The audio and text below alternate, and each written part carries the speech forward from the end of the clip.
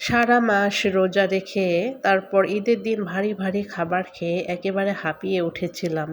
তার উপর প্রচণ্ড গরম তো আছেই।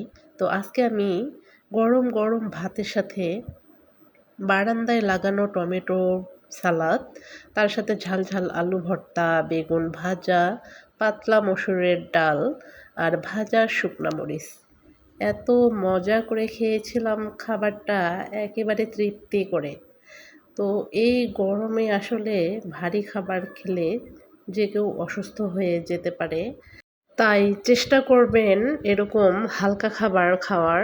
আমি ঠিক করেছি এই ঈদে যেহেতু প্রচণ্ড গরম, কোনো দাওয়াতে না গিয়ে বাসাতেই থাকবো আর এরকম হালকা খাবার খাওয়ার চেষ্টা করব।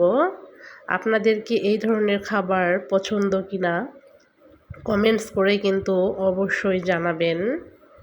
সবাই ভালো থাকবেন। আল্লাহ হাফেজ।